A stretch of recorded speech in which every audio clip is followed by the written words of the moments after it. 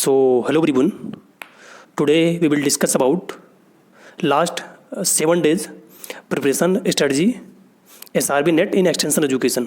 सो student, जैसा कि अभी जो ICAR का SRB का शेड्यूल है आपके एग्ज़ाम का, अभी तक ना ही आपके एडमिट कार्ड आए हैं, ना ही कोई डेट एक्सटेंड होने की नोटिस आई है. सो जो अभी हमारा टारगेट है वो 26 से ही हमारे जो एग्ज़ाम होने का है, उसी के बेसिस पे लास्ट के जो हमारे 7 डेज बचे हैं उसको हम कैसे यूटिलाइज़ करें, क्योंकि जो सबसे ज़्यादा गोल्डन अगर आपका टाइम है तो लास्ट 7 डेज या 10 डेज ही गोल्डन होते हैं, क्योंकि इसका ऑलरेडी आपने जो भी पहले से पढ़ा है उसको अगर आप रिवाइज नहीं करेंगे या आप नए पढ़ने के चक्कर में चले जाएंगे तो जो आपने जो पहले से पढ़ा है वो आपका डिस्टर्ब हो जाएगा. सो इसलिए मैं इस वीडियो में आज इसी को डिस्कस करूँगा कि जो लास्ट का हमारा 7 डेज बचा है उसको हम कैसे यूटिलाइज़ करें. क्योंकि मोस्टली जो स्टूडेंट हैं, जो मैंने ऑलरेडी पहले बेसिक बुकें बता रखी थी या उन्होंने कहीं से कोचिंग भी ले रखी होगी या पहले से वो प्रिपरेशन कर रहे हैं, तो उन्होंने सिलेबस को प्लस जो बुक थी उसको कवर कर लिया होगा. अब क्या बचा है, आपको रिवीजन करना है, तो उसको मैं डिस्कस करूँगा. और लास्ट एग्ज़ाम के एक दिन पहले मैं एक वीडियो लेके आऊँगा छोटा सा कि आपको क्वेश्चन पेपर को कैसे अटेम्प्ट करना है, क्वेश्चन को कैसे स्किप करना है, कौन से क्वेश्चंस को, और ऑप्शन को कैसे एलिमिनेट करना है, आपको करेक्ट आंसर के लिए ऑप्शन को एलिमिनेट करके कैसे जाना है. तो फर्स्ट ऑफ ऑल अभी हम डिस्कस करते हैं कि लास्ट के जो 7 डेज आपके बचे हैं, क्योंकि हो सकता है कि एक्सटेंशन का पेपर आप 26 या 27 को ना हो के 28 या 29 में हो, तो लेकिन जो हमारा टारगेट है वो 7 या 8 डेज ही बचा है. लास्ट के 1-2 दिन पहले आपको अपनी जो पढ़ाई वो बंद कर देना चाहिए, किसी भी आप एग्जाम की प्रिपरेशन कर रहे हैं. तो जो 7 डेज है उसमें क्या है कि आई होप आपने जो भी सिलेबस था उसको आपने कवर किया. जो बेसिक बुक थी, चाहे वो श्रुति की बुक थी, वॉल्यूम फर्स्ट सेकंड, एंड आपने GL रे की बुक, AK सिंह की बुक, एंड उसके बाद आपने क्या है कि पुन्नू स्वामी की जो ऑब्जेक्टिव बुक है उसको, सुनील बीजी, उस बुक को आपने कवर कर लिया होगा. हो सकता है कुछ लोगों ने हैंड बुक को भी प्रेफर किया हो. तो अकॉर्डिंग टू हर स्टूडेंट का अलग अलग स्टडी मटेरियल रहा है. तो जो भी आपके नोट्स रहे हैं या आपके स्टडी मटेरियल रहे हैं, आप उनको अब रिवीजन पे लेके आइए. लास्ट मतलब उसको लास्ट अब आप कंप्लीट करिए. और जो भी कुछ नई बुक मिल रही है आपको या किसी ग्रुप में आपको नए क्वेश्चंस मिल रहे हैं तो आपको उसको अवॉइड करिए, क्योंकि अगर आप किसी से ग्रुप डिस्कशन कर रहे हैं तो हो सकता है आपको उसका आंसर ना आए तो आपका थोड़ा सा जो आपका कॉन्फिडेंस है वो डाउन होगा, क्योंकि हो सकता है कि वो कुछ दूसरा पढ़ा हो, आपने कुछ दूसरा पढ़ा हो. तो ऐसा नहीं कि सब क्वेश्चन सबको आंसर ही आते हैं.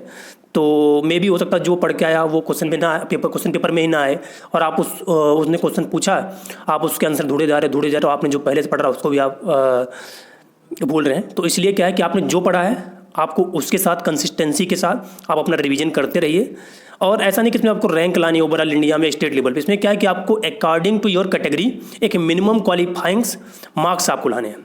तो अगर आपने 50% या 60% सिलेबस भी कवर किया है तो आई होप आपको अकॉर्डिंग टू योर कैटेगरी आपको जो क्वालिफाइंग मार्क्स आपको मिल जाएगा और नेट का सर्टिफिकेट आपको इशू हो जाएगा.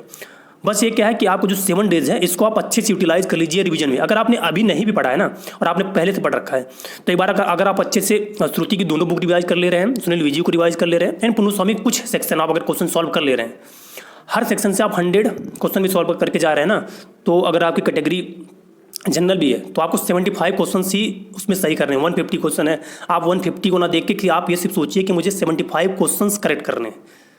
तो 50-50 का रेशियो है. अगर आप 25% गलत भी कर रहे हैं ना तो भी आप सर्टिफिकेट इशू करवा लेंगे. तो इसलिए आपको बहुत ज़्यादा इसको लेकर प्रेशर में नहीं होना. और कुछ लोग क्या है कि जैसे इसके प्रीवियस में भी अटैम्प्ट दे चुके हैं, वो उनका ये है कि मैंने पिछली बार दिया था तो इस बार नहीं हुआ. तो ऐसा कुछ नहीं कि आपने पिछली बार दिया तो इस बार नहीं होगा. वो डिपेंड करता है सिचुएशन पे. और कुछ चीज़ें ये भी होती है कि लक भी होता है कि कुछ स्टूडेंट अटेम्प्ट ज़्यादा ले लेते हैं और उनका कटने पिटने के बाद भी सर्टिफिकेट इशू हो जाता है. तो कुछ लक का भी होता है. लेकिन आप क्या है कि जो 7 डेज बचे हैं आपने जो भी पढ़ा है उसको आप रिवीजन करते रहिए और क्वेश्चन जो है उसको मैक्सिमम से मैक्सिमम सॉल्व करिए, ऑब्जेक्टिव क्वेश्चन सॉल्व करिए. ये आपका क्या कॉन्फिडेंस थोड़ा बिल्ड करेगा. इससे कि अगर आप क्वेश्चन सॉल्व करेंगे तो आपको लगेगा हमने पढ़ा था, क्वेश्चन मुझे सॉल्व हो रहे हैं. तो एक आदत सी हो जाती है. अगर आप कहीं मॉक टेस्ट दे रहे हैं तो रिलायबल मॉक टेस्ट को फॉलो करिए, क्योंकि बहुत ज़्यादा मैं देख रहा हूँ भी कई ग्रुप में मॉक टेस्ट उसमें आंसर गलत भी दिए हैं. और आप चाहे सुनील बीजी को या पुन्नू स्वामी को फॉलो कर रहे हैं तो उसमें भी कुछ क्वेश्चन के आंसर गलत है. जैसे अभी आप सुनील बीजी में भी देखेंगे फादर उन्होंने जेम्स स्टुअर्ट दे रखा जबकि JP लिगन्स हैं. तो इस चीज़ आपको थोड़ा सा और ये आपको कैसे पता चलेगा कि क्वेश्चन आंसर गलत है? ये आपको ऐसे पता चलेगा जब आप मैक्सिमम से मैक्सिमम क्वेश्चन सॉल्व करेंगे, आप कॉन्सेप्ट को बुक से पढ़ेंगे, तब आपको पता चलेगा। तो इसलिए आपने जो भी अब पढ़ा उसको रिवीजन करिए। कम भी पढ़ा है ना, 2 भी चैप्टर पढ़ा तो आप उसको रिवीजन करते रहिए, नए की तरफ ना जाइए, क्योंकि अगर नए में जाएंगे तो आप प्रेशर को अपने ऊपर ले लेंगे और आप लास्ट में आपके हाथ में कुछ नहीं आएगा। तो आप रिवाइज करते रहिए। अगर कुछ आपका डाउट आ रहा है तो आप मुझे कॉल या मैसेज कर सकते हैं। वैसे इस वीडियो को बनाने में स्टूडेंटों ने मुझे बहुत मैसेज किया कि सर अभी एडमिट कार्ड नहीं आया, एग्जाम हमारा कब होगा, मे भी एग्जाम मई में जाए, तो पॉसिबिलिटी हो सकती है मई में भी जा सकता है। अभी किसी को इसके बारे में कोई आइडिया नहीं है। तो आप अपना टारगेट अकॉर्डिंग जो आपको प्रीवियस डेट दी गई थी उसी के बेसिस पर अपना टारगेट बनाए रखें। अगर डेट एक्सटेंड भी होती है तो और भी अच्छा है, नहीं होती है तो भी अच्छा है। तो आप रिविजन करते रहें। अगर कोई डाउट है तो आप कमेंट सेक्शन बॉक्स में राइट डाउन करिएगा। Thank you for listening.